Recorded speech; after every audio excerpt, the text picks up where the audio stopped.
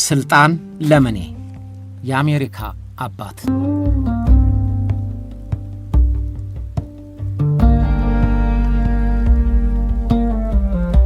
ዛሬ የማስታውሳችሁ 245 ዓመታት በፊት የነበረ የሀገር መሪ ምግባር ነው። በርግጥ ጊዜው ሩቅ ሆኗል።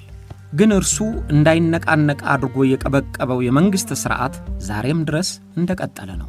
ስልጣንና የመንግስት ተግባር የሕዝብ መብትና ጥቅም ምን መሆን እንደሚገባው በተግባር ያሳየው አርአያነት ለሌሎች ሀገሮችም ጭምር የተረፈ በመሆኑ የቀድሞ ታሪክ ተብሎ የሚታለፍ አይደለም። የሀገር መሪነት ስልጣን ለሕዝብ ማገልገያ እንጂ የራስንና የቤተሰብን ወይም የታማኞቹን ምቾትና ጥቅም ዝናና ፍላጎት ማስጠበቂያ መሆን እንደማይገባው ከሁለት ምዕተ ዓመታት በፊት የነበረውን በተግባር የሚያሳይ ማስታወሻም ነው። በርግጥ በእነዚህ ዓመታት በኋላ የመጡ የየሀገሩ መሪዎች የእርሱን አርአያነት ሳያስቡ የመሪነት ሥልጣንን አርክሰው ሕዝባቸውን ለማጥፊያና ሀገራቸውን መቀመቅ ለመክተት ሲጠቀሙበት ማየት የምዕት ዓመታት ታሪክ መሆኑ አይካድም። ከ200 ዓመታት በፊት የነበረ የጦር ኃይሉንም ሕገ መንግሥታዊ ሥልጣኑንም በእጁ ጠቅልሎ የያዘ መሪ ሥልጣን በቃኝ ብሎ ሲለቅ አስገራሚ የሚሆነውም ለዚህ ነው። ከዚያ ወዲህ በየሀገራቱ የተነሱት መሪዎች ከሥልጣን ጋር እንደ መዥገር ተጣብቀው አብረን እንሙት እያሉ የተቃወማቸውን በሚሰገጥጥ ጭካኔ ሲገድሉ መታየታቸው ነው።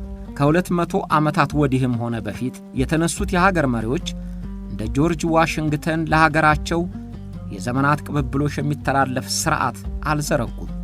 ትውልዶች የነጻነትና የእኩልነት መብት የሚያስከብሩበት ሥርዓትም ዘርግተው አላለፉም። በየጊዜው የተነሱት መሪዎች ታላቅ ተብለው ይታወሱ ይሆናል። ድንበር አስፍተው ገነውና ከብረውም አልፈዋል። የመሪነታቸውን ሥልጣን በተወላጆቻቸው ውርስ እያደሱ ስማቸውን ለማስቀጠልም ሞክረዋል። ግን የሁሉም ፍላጎት በኖ ጠፍቷል። የግፍ ሥራቸው ጎልቶ ታሪካቸውን ውጦታል። የጆርጅ ዋሽንግተን አስተሳሰብ፣ ተጋድሎና ተግባር ግን አሁንም ለአሜሪካ ዋልታና ማገሯ ሆኖ ቀጥሏል።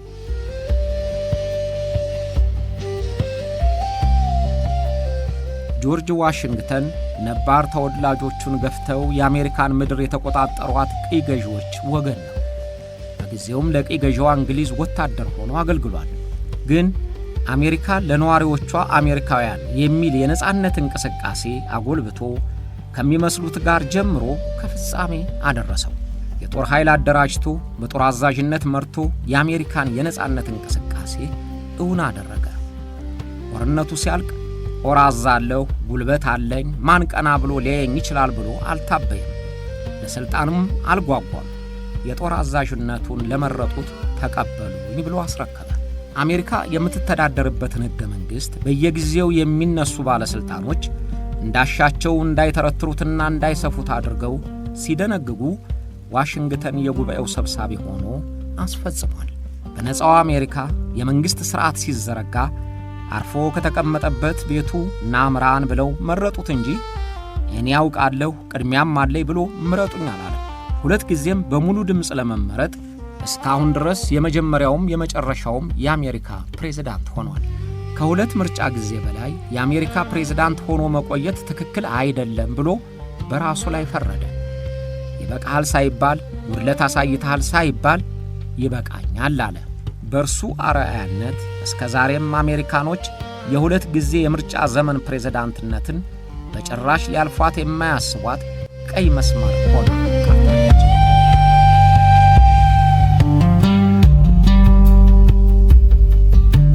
አሁን ያለው የዓለም ሕዝብም ከራሱ መሪዎች ተግባር ጋር እያነጻጸረ የዋሽንግተንን ድርጊት ምራቁን እየዋጠ የሚያደንቀው መሆኑ አይቀርም። ጆርጅ ዋሽንግተን ዛሬ አሜሪካ አለኝ ለምትለው የዴሞክራሲ ሥርዓት መሠረቷ ሆኗል። በኃላፊነት በነበረበት ጊዜ ሁሉ ቅድሚያ ለሀገሩና ለሕዝቡ ሰጥቶ ትውልዶች የሚተዳደሩበትን ሥርዓት ዘርግቶላቸው አለፈ። የጣለው መሠረት ምን ያህል እንደጠቀማቸው የተረዱት ተከታታይ ትውልዶችም የአሜሪካ አባት እያሉ ዋሽንግተንን አክብረውታል፣ አሞግሰውታል። ዋና ከተማዋን በስሙ ሰይመው ስሙ ለምልሞ እንዲኖር አድርገዋል። በመገባበያ ገንዘባቸው፣ በቴምብራቸው፣ በተራሮቻቸው ሳይቀር ምስሉን እየቀረጹ ያስታውሱታል። ዩኒቨርሲቲዎች፣ ሆቴሎች፣ መንገዶች ሁሉ ዋሽንግተንን እየዘከሩ ቀጣይ ትውልዶቹም እንዲያውቁት ያደርጋሉ። ጆርጅ ዋሽንግተን የሥልጣን ፍቅር ያላጥመለመለው፣ የሕዝብንና የሀገርን ጥቅም ለራሱ ፍላጎት ያለወጠ፣ የሕዝብ እንባና ደም በእጁ ያልተጻፈበት፣ አልፎ ተርፎ ለቀጣይ ትውልዶች መብት እንደ ዓለት የማይፈነቀድ ሥርዓት የዘረጋ በመሆኑ ይታወሳል።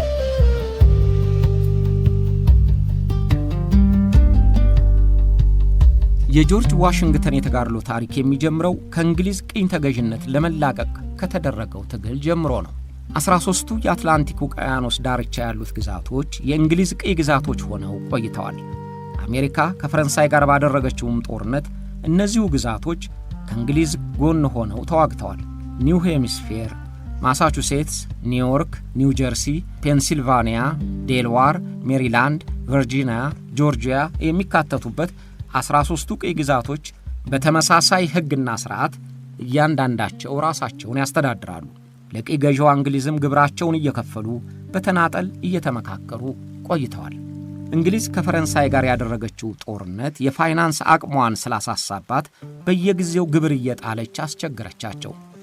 ከወደብ ጀምሮ በገቢያቸውና በንግድ ሰበብ በምትጭንባቸው ግብር ተማረሩ። በመንግሥት ላይ የተማረረ ሕዝብ ደግሞ የራሱን መንገድ መፈለጉ አይቀርም። ስለዚህ የየግዛቶቹ መሪዎች እርስ በርሳቸው መመካከር ጀመሩ። በተናጠልና በከፋፍለህ ግዛ አስተዳደር የቆዩበትን አሰራር ለመለወጥ ተነጋገሩ።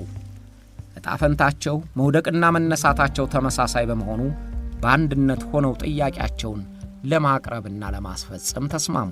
ታክስ በዝቶብናል፣ የራስ ገዝ መብታችንም እየተሸረሸረ ነውና እንቃወማለን ሲሉ ለቅኝ ገዢዋ እንግሊዝ ባለሥልጣኖች ጥያቄ አቀረቡ። በየጋዜጦችም እየጻፉ አንዱ የሌላውን ግዛት ሐሳብ እንዲረዳ አደረጉ። የእንግሊዝ ሹማምንት ጥያቄያቸውን አልተቀበሉም። ስለዚህም ከ13ቱም ግዛቶች የተወከሉ ወኪሎቻቸውን መርጠው ለምክር ተሰባሰቡ። በጋራ የሚወስኑበት ምክር ቤትም መሠረቱ። ያን ጊዜ ከጆርጂያ ከተወከሉት 7 ተወካዮች መካከል ጆርጅ ዋሽንግተን አንዱ ነበር። በዚያ ጉባኤ 13ቱ ግዛቶች ከእንግሊዝ ቅኝ ተገዥነት ተላቀው ነፃ ሀገር እንዲሆኑ መፈለጋቸውንና የወታደር ኃይልም እንዲያቋቁሙ ተስማሙ።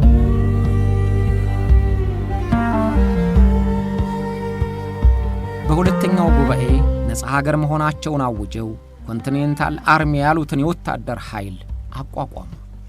ለሰራዊቱ አዛዥነትም ኮሎኔል ጆርጅ ዋሽንግተን ተመረጠ። ከእንግሊዝ ጋር ለማይቀረው ጦርነት ዋሽንግተን በጀነራልነት ማዕረግ ዋና አዛዥ ሆኖ እንዲመረጥ ያበቃው ወታደራዊ ልምዱ አንዱ ምክንያት ነበር። ዋሽንግተን በእንግሊዞች ስር የቨርጂኒያ ሚሊሻዎች አዛዥ ሆኖ በሻለቅነት ማዕረግ ሰርቷል። ከካናዳ ወደ ፔንሲልቬንያ መስፋፋት ከጀመሩት ፈረንሳዮች ጋር በተደረገው ጦርነት ከእንግሊዞች ጎን ሆኖ የተመሰከረለት ጀብዱ ፈጽሟል። ወደ ኮሎኔልነት ማዕረግም ከፍ ያለው ያን ጊዜ ነው። ስለዚህ ነፃ ግዛቶቹ የጋራ የጦር ኃይል ሲያደራጁ ጆርጅ ዋሽንግተን አዛዥ ሆኖ በመመረጡ ልዩነት አልነበራቸው። ጀነራል ዋሽንግተን እንዲመራው የተሰባሰበው ሰራዊት የተደራጀ አልነበረም። የሚሊሻና በበጎ ፈቃደኝነት የተመዘገቡ ተዋጊዎች ነበሩ። በቂ ሥልጠና የሌላቸው፣ በቂ ጠመንጃና ጥይት ያልታጠቁትን ሚሊሻዎችንና ወዶ ገቦችን ዘመናዊ ትጥቅ ከታጠቁትና በቂ ሥልጠና ከነበራቸው የእንግሊዝ ቀይ ኮት ለባሽ ወታደሮች ጋር ከመሰላለፉ በፊት ጦሩን አደራጀው። እስከ ተቻለ ድረስም ሥልጠና ተሰጣቸው። በየደረጃውም አዛዦች መደበ። የቀይ ግዛቷን ላለማጣት ኃይል ባሰለፈችው እንግሊዝና ርስታችን ለራሳችን ይሁን ባሉት ግዛቶች መካከል ጦርነቱ በማሳቹሴትስ ግዛት ተጀመረ። ጦርነቱ ሁለቱንም ክፉኛ ይጎዳ ነበር። ዋሽንግተን የጦርነት ዕቅዶችን በማውጣት በግንባር እየተገኘ በማዋጋት በአመራርም በተዋጊነትም ብቃቱን አስመስክሯል። በእንግሊዞች ድንገት የጥቃት እንደተሸነፈ ሁሉ እርሱም በድንገት የጥቃት ድል ተጎናጽፏል። በበረዶና በነፋስ አየር ጸባዎች ተዋግቷል። በየቦታው ያሉትን የእንግሊዝ ወታደሮች እየከበቡ ግንኙነታቸውን እየቆራረጡ እንዲያጠቁ አመራር ሰጥቷል። ጦርነቱ 8 ዓመታት ከቆየ በኋላ በእነ ጆርጅ ዋሽንግተን አሸናፊነት ተጠናቀቀ። በተለይ በኒውዮርክ ያለው የእንግሊዝ የጦር ኃይል ሲደመሰስ እንግሊዝ ሽንፈቷን ተቀበለች።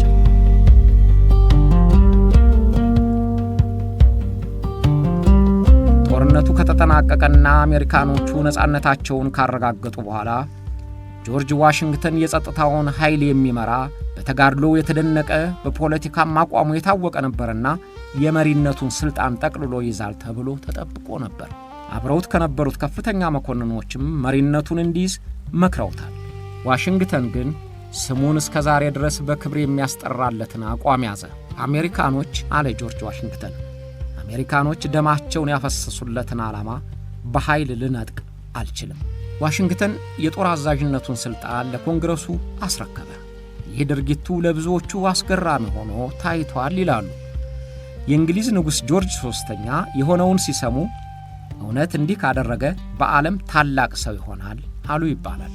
ለጆርጅ ዋሽንግተን ስልጣን ሁሉ ሀገርና ሕዝብን ማገልገያ እንጂ ጉልበት አሳይቶ የሕዝቡን መብት ለመንጠቂያና ለመዝረፍ የሀገርንም ጥቅም በራስ ፍላጎት ለመለወጥ የሚጠቀሙበት መሳሪያ አይደለም። ኃይል አለኝና የፈለኩትን ባደርግ ማን አለ ከልካይ ብሎ የራስን ጥቅም ማስከበሪያም አይደለም።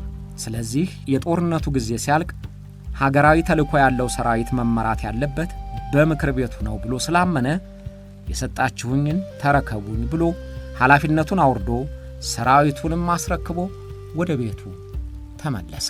ግን የሰላም አስተዳደሩ የሚቀጥልበትን መንገድ መቀየስ ያስፈልግ ነበር። ሕገ መንግሥቱ መረቀቅ ነበረበት። ሥርዓተ መንግሥቱ የሚከናወንበትን ማሰራር መዘርጋት ነበረበት። ስለዚህ ከየግዛቶቹ የተወከሉት የምክር ቤት አባላት ጉባኤ ማካሄድ ነበረባቸው። ያን ጊዜም ተወካዮቹ ወደ ተሰበሰቡበት ፊላዴልፊያ እንዲመጣ ለዋሽንግተን ላኩበት። ዋሽንግተን ለሰላም ሂደትም ለመታገል የተጋ ነውና ጥሪውን ተቀብሎ በጉባኤው መካከል ተገኘ። ተወካዮቹ የጉባኤው መሪ አድርገው መረጡት። ዋሽንግተን 4 ወራት በወሰደው ውይይት ለማንም ሳያዳላ ተጻራሪ ሐሳቦችን እያስተናገደና እያሰባሰበ ወደ ስምምነት አደረሳቸው። አንዳንድ ነጥቦች እስከ መለያየት ያደርሷቸዋል ተብሎ ሲገመት በጆርጅ ዋሽንግተን ልዩ ችሎታ በማቻቻል ጥበቡም ከስምምነት ደርሰዋል። በተለይም የምክር ቤቱንና የሴኔቱን የሥራ አስፈጻሚውንም ተግባር ለይቶ የዜጎች መብት እንዲያስከብር ሆኖ ሕገ መንግሥቱ ከተቀረጸ በኋላ ዋሽንግተን አባላቱን በርቱ ብሎ ወደ ቤቱ ተመለሰ።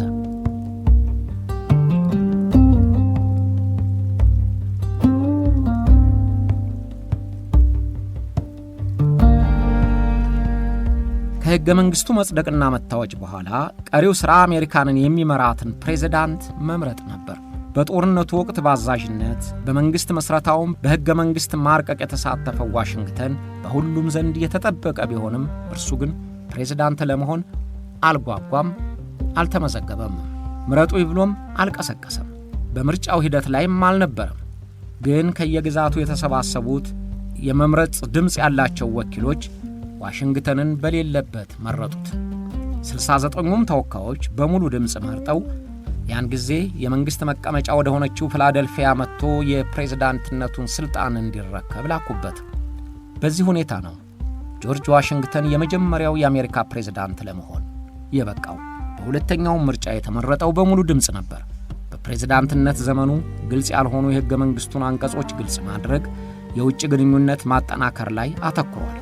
የበለጠ ግን የምክር ቤቱ አባላት የፌዴራሊስትና ሪፐብሊካን ቡድን ሆነው በከፍተኛ ውዝግብ በሚገቡበት ጊዜ እያለዘበ ኅብረቱን ለማቆየት መቻሉ እንደ ድል ተቆጥሮለታል። በዚያን ጊዜ ልዩነት በተፈጠረ ቁጥር ግዛቴን ከአንድነቱ አስወጣለሁ የሚል መደምደሚያ ስለሚደርሱ ሐሳባቸውን አለዝቦ በሚስማሙበት ሐሳብ ዙሪያ ማሰባሰቡ የዋሽንግተንን ልዩ ችሎታ የሚጠይቅ ነበር። ጆርጅ ዋሽንግተን የተለያዩ ሐሳቦችን በግልጽ ለውይይት እንዲቀርቡ ይፈቅዳል። ማንኛውንም ነገር ከመወሰኑ በፊት የሌሎችን ሐሳብ ያዳምጣል። ውሳኔው የራሱ ቢሆንም መሪው እኔ ስለሆንኩ ትክክሉ እኔ የምለው ብቻ ነው አይልም። የሐሳብ ፍጭት ውጤታማ ያደርጋል ብሎ ያምናል።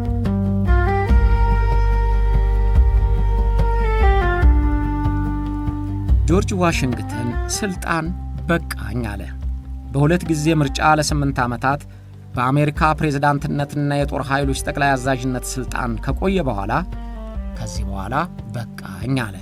በአሜሪካ ሕገ መንግሥት ስልጣን በፍርርቆሽና በምርጫ የሚያዝ መሆኑ ቢደነገግም የጊዜ ገደብ አልተቀመጠለትም ነበር። ስለዚህ ጆርጅ ዋሽንግተን የጊዜ ገደብ እንዲኖረው ያስፈልጋል ብሎ አመነ።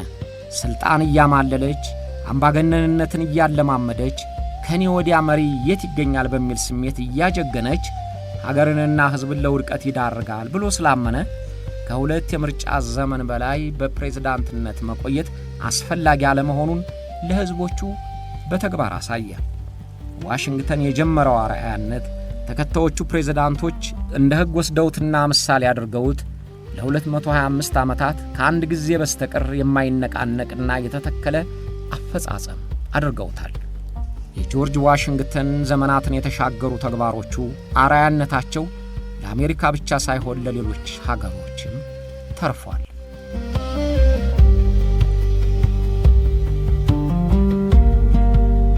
ጆርጅ ዋሽንግተን የጦርነት ዕቅድ ማውጣት ብቻ ሳይሆን በውጊያ ወቅት እንዳንድያ ወታደር ከመሃል ገብቶ ይዋጋል።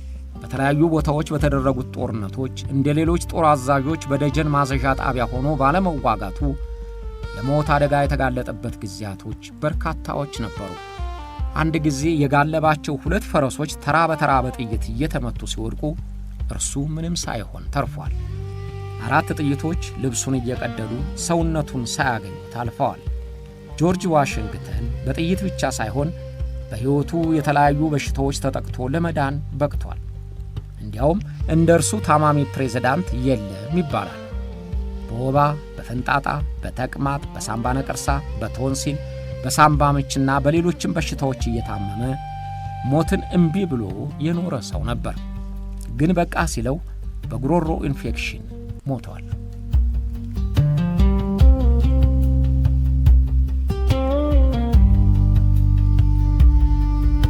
ጆርጅ ዋሽንግተን ከጦር አዛዥነቱ እኩል የስለላ መረብ እንዲደራጅ በማድረጉ የታወቀ ሆኗል።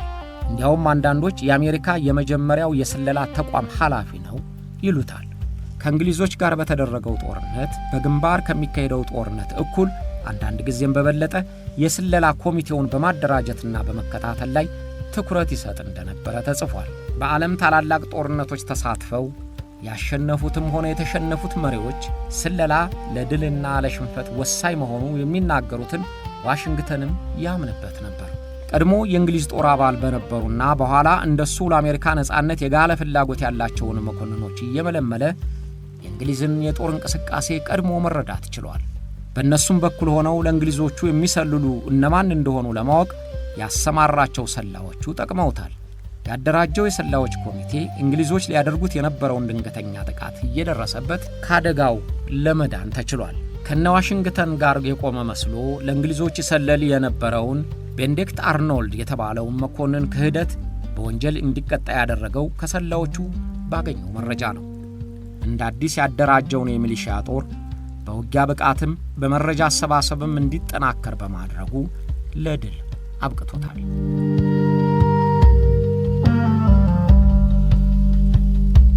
ጆርጅ ዋሽንግተን በዚያን ጊዜ ባሮች ተብለው የማይከፈልበት የጉልበት አገልግሎት ይሰጡ የነበሩትን አገልጋዮች ባለቤት መሆን የጀመረው በ15 ዓመቱ አባቱ እንደሞተ ነበር። በዚያን ጊዜ የኢኮኖሚው መሠረት እርሻ ስለነበረ አገልጋዮችን ማበርከት የበለጠ ምርታማ ያደርግ ነበር። ስለዚህ በአባቱ ኑዛዜ ካገኛቸው 11 አገልጋዮቹ በተጨማሪ በእርሻ ሥራ ከወንድሙ ጋር ሲሰማራ በግዥም በኪራይም በለውጥም እያሰባሰበ አገልጋዮች አበርክቷል። በወጣትነቷ ባሏ የሞተባትን ማርታን ሲያገባ የእርሷ የሆኑትን ጨምሮ ከ577 የማያንሱ አገልጋዮች እንደነበሩት ተመዝግቧል። እነዚያ አገልጋዮች ማውንት ቬርኖን በሚገኘው ሰፊ እርሻውና ቤቱ የትንባሆና የጥራጥሬ ምርቶቹን ለማስፋፋት አገልግሎት ይሰጣሉ። ጆርጅ ዋሽንግተን በጊዜው ከነበሩት የባሪያ አሳዳሪዎች የተሻለ የአገልጋዮቹን የምግብና የጤንነት ሁኔታ የሚከታተል እንደነበረም ተጽፎለታል። የትንባሆ ንግዱ ዋና ተቀባይ ከነበረችው እንግሊዝ ጋር ግንኙነታቸው ሲቋረጥ አገልጋዮቹን አላባረረም ወይም አልሸጣቸውም። የሲሚንቶ የጡብና የመሳሰሉትን የዕደ ጥበብ ሥራዎች አስጀምሮ ቤተሰቦች ሳይለያዩ እንዲቀጥሉ አድርጓቸዋል። በአሜሪካው የአብዮት ጦርነት ጊዜ አንዳች መብት የሌላቸው ጥቁሮች በጦርነቱ ይሳተፉ ወይስ አይሳተፉ የሚል ክርክር ሲነሳ ጆርጅ ዋሽንግተን በፈቃዳቸው ከሆነ ሊሳተፉ ይችላሉ የሚሉትን ሐሳብ የደገፈ ነበር። በጦርነቱ ጊዜ ካጠገቡ ሳይለይ ያገለገለው ጥቁሩ ቤይሊ ሊ ነበር። በእርግጥ ዋሽንግተን ባሮቹን ነፃ መሆናቸውን አምንበታለሁ ቢልም ወይም ለአገልጋዮቹ የተሻለ አያያዝ ቢያሳይም እስከ ዕለተ ሞቱ ባሮችን ነፃ አላወጣቸውም።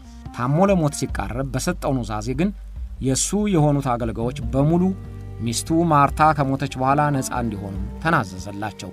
ማርታም የሷ ሕይወት እስኪያልፍ ሳትጠብቅ የዋሽንግተን የሆኑትን አገልጋዮች ሁሉ ነፃ አውጥታቸዋለች።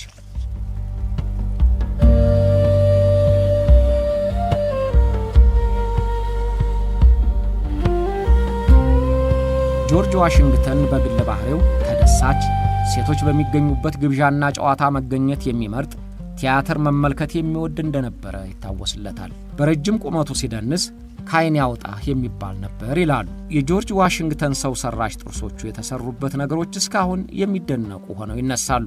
አብዛኛዎቹን የወለቁ ጥርሶቹን የተካቸው ከወርቅ፣ ከዝሆን ጥርስ፣ ከእንስሳ አጥንትና ከሰው ጥርስ ጭምር የተቀናጁ እንደነበረ ይነገራል። እነዚያ ሰው ሰራሽ ጥርሶቹ ብዙም ስለማይመቹት ሳቂታ ሰው አልነበረም ይሉታል። ኬክ ከመብላት ውጭም አይጠቀምባቸውም። ጸጉሩ ሙሉ ነጭ ነው፣ ተፈጥሮ ሳይሆን ነጭ ቀለም እየተቀባው ነው ይላሉ። ጆርጅ ዋሽንግተን እንስሳት አጥብቆ ይወድ ነበር። የተለያዩ ዝርያ ያላቸው ወፎች፣ 30 የሚሆኑ ውሾች በማውንት ቬርኖን ቤቱ ይጠበቁ ነበር። ለእርሻ ሥራ የተመቹ ናቸው ብሎ ስለሚያምን ከአህያና ከፈረስ የሚወለዱትን በቅሎች እንዲበዙ አድርጓል።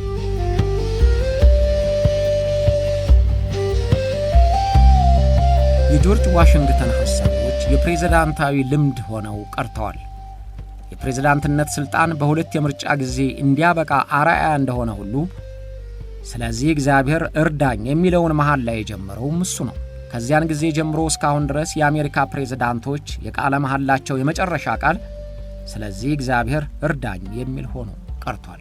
እስካሁንም ብሔራዊ በዓል ሆኖ የሚከበረውን የምስጋና ቀን የጀመረው እሱ ነው። ጆርጅ ዋሽንግተን የግል ንብረት ማፍራት የማይነቃነቅ መብት መሆኑን ያምናል። የማንም ንብረት በመሪዎች ፍላጎት ወይም ለብዙሃን ጥቅም በሚል ሰበብ ሊነካ አይገባም የሚል የበረታ እምነት ነበረው። በጦርነት ወቅት እንኳን የጠላት ደጋፊ ነው ወይም የጠላት ገንዘብ ነው ብለው የሚዘርፉ ወታደሮችን አጥብቆ ይነቅፋል። በቦስተን እንግሊዞች ተከበው ሲሸነፉ የአሜሪካ ወታደሮች የእንግሊዝ ፋብሪካውን ዘረፉት። ድርጊቱ ስህተት መሆኑን በይፋ የተናገረው ጆርጅ ዋሽንግተን የወታደሮቻችን ድርጊት የብቀላ እንጂ የአርበኝነት ተግባር አይደለም፣ ስለዚህ በዝርፊያው እጃቸው ያለበት ሁሉ ካሳ ሊከፍሉ ይገባል ሲል በጊዜው ተቃውሞውን አሰምቷል።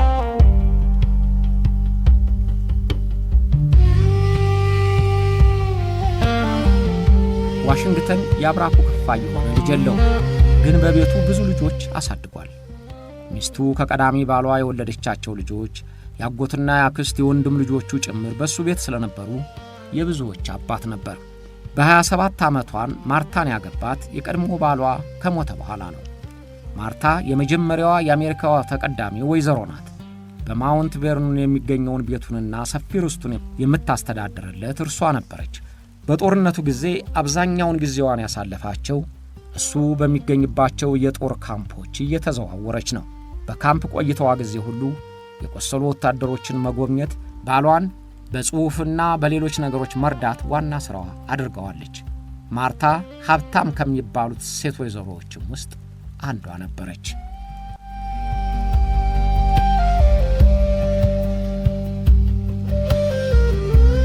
ዋሽንግተን በአባቱ ምክንያት ትምህርቱን በልጁነቱ ስላቋረጠ እንደ ሌሎቹ የአሜሪካ መስራቾች የኮሌጅ ትምህርት አላገኘም። ዛሬ በርካታ ዩኒቨርሲቲዎች በስሙ የሚሰየሙለት ጆርጅ ዋሽንግተን የዩኒቨርሲቲም ደጃፍ ለመርገጥ አልበቃም። ግን ራሱን በራሱ አስተምሮ በጣም አንባቢ፣ የሂሳብ ዕውቀት ችሎታና የወደፊቱን የመገመት ችሎታ ያለው፣ ደብዳቤም መጻፍ የሚወድ ለመሆን ችሏል። በሕይወቱ ከ18,000 እስከ 20,000 የሚደርሱ ደብዳቤዎች ጽፏል ይባላል። በዚያን ጊዜ እነዚህን ያህል ጽሑፎች ለመጻፍ ከ50 እስከ 55 ዓመታት ጊዜ እንደሚወስድ ተገምቷል። ጆርጅ ዋሽንግተን ቤቱ አካባቢ ከሆነ አብዛኛውን ጊዜውን የሚያጠፋው በቤተ መጻሕፍቱ ውስጥ ነው። በመጻሕፍት ቤቱ የሚላኩለትን ደብዳቤዎች የሚቀበልበትና የሚልክበት ብቻ ሳይሆን ልብሱን የሚያስቀምጥበትና የሚለብስበት በመሆኑ ማንም ሰው ካልተፈቀደለት ወደ ቤተ መጻሕፍቱ ብቅ ለማለት አይፈቀድለትም።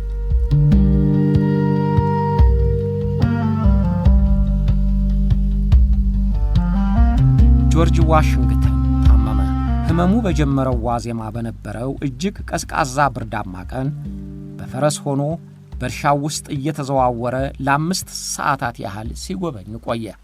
ወደ ቤት ሲመለስ ለራት የተጋበዙ እንግዶች ስለነበሩ የረጠበውን ልብሱን ሳይለውጥ ሲያስተናግዳቸው ቆየ። ምሽት ላይ አሳለው። በማግስቱ ከመኝታው ለመነሳት ሲሞክር ያስለውና ለመተንፈስም ሲቸገር ታየ። በጉሮሮ ኢንፌክሽን ስለታመመ ሐኪሞች ተጠርተው እርዳታ አደረጉለት። ክንዱ ላይ ስሩን በተው ደሙን ቀዱት፣ ግን አልተሻለውም። ትኩሳቱም ከፍ ብሎ የጉሮሮ ህመም ባሰበት። ዋሽንግተን እንደሚሞት ሲሰማው ሌሎቹን ሐኪሞች አስወጥቶ ለግል ሐኪሙ ክለርክ እንደምሞት ይሰማኛል፣ ግን አልፈራም አለው። ከሞተ በኋላም እስከ 3 ቀናት ድረስ እንዳይቀበር ነገረው። እንዲህ ያደረገው በጊዜው ሰዎች ሞተው ከተቀበሩ በኋላ እየተነሱ በአየር እጦት ይሞታሉ ይባል ስለነበር ያንን ፈርቶ ነው የሚል ግምት ተሰጥቷል። በሦስተኛው ቀን ጆርጅ ዋሽንግተን በ64 ዓመቱ ሞተ። አሜሪካን ከቅኝ ተገዥነት ነፃ ለማድረግ የተጋደለላት አርበኛዋ ሞተ። አሜሪካን በተዋጊነት፣ በጀነራልነት፣ በፕሬዝዳንትነት ያገለገላት፣ ምዕት ዓመት ያልሻረው የአስተዳደር ሥርዓት የዘረጋላት፣ ሕግና ሥርዓት የሚያስተዳድር ሀገር እንድትሆን የታገለላት የቁርጥ ቀን ልጇ ዋሽንግተን ሞተባት። ሥልጣን ለሕዝብ ማገልገያ ብቻ መሆኑን በተግባር አሳይቶ ሀገሩ በምትፈልገው ጊዜ ሁሉ አለሁ ብሎ የሚደርስላት፣ የዲሞክራሲ ሥርዓትን መሠረቱን የጣለላት፣ በጦርነትና በሰላም ጊዜ የዜግነት ግዴታውን የአመራር ችሎታውን ያስመሰከረው ዋሽንግተን በርስቱ ሞንት ቬርኖን በሚገኘው ቤቱ በቤተሰቡ መካከል ሕይወቱ አለፈ። ቀብሩም በታላቅ ክብር ተፈጸመ። እስከ ዛሬም ድረስ አጽሙ በተቀበረበት ሳጥን እንዳለ ይታያል። የቨርጂኒያው አገረ ገዥ የነበረው የጆርጅ ዋሽንግተንን ሞት ሲሰማ እንዲህ አለ። በጦርነት ጊዜ ቀዳሚው፣ በሰላም ጊዜም ቀዳሚው፣ በሕዝቦች ልብ ለመቀረጽም ቀዳሚው ጆርጅ ዋሽንግተን ሞተ።